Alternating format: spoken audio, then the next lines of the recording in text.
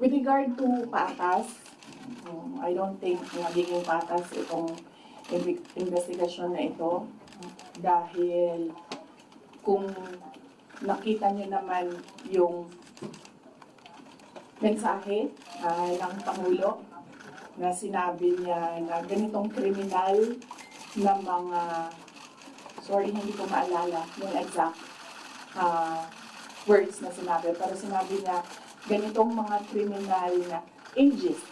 Sinabi niya ganitong mga kriminal na gawain na hindi ko palalampasin. So, makita na natin, no, the pronouncements of the President, meron ng bias doon. Mads po from Net25. Ma'am, you decided not to go nga sa NBI. Though, in a statement kanina, sinabi naman ni Director Santiago na magiging pata sila sa investigasyon. What's your take on this po? Thank you. Yes, ma'am.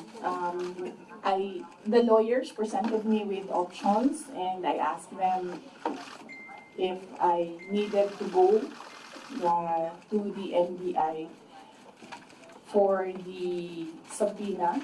And then they said that I have options not to go. I can send a letter, I can send a position paper, I can send an affidavit. And so we decided that a letter will be sent to the NBI.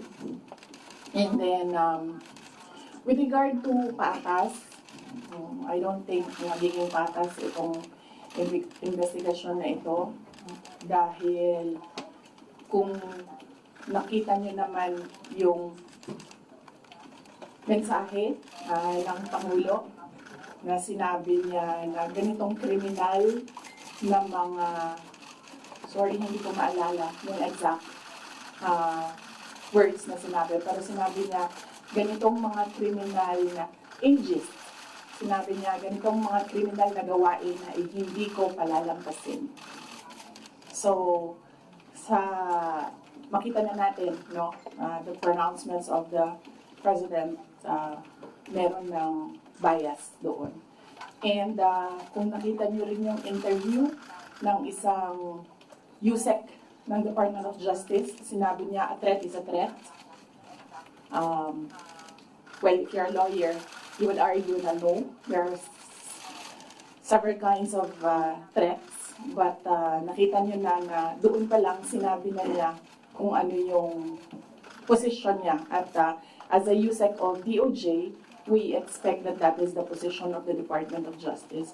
So kahit pa man pumunta ako doon, hindi ako pumunta doon, we believe, and I believe, that we, meaning the lawyers and I, believe that cases will be filed.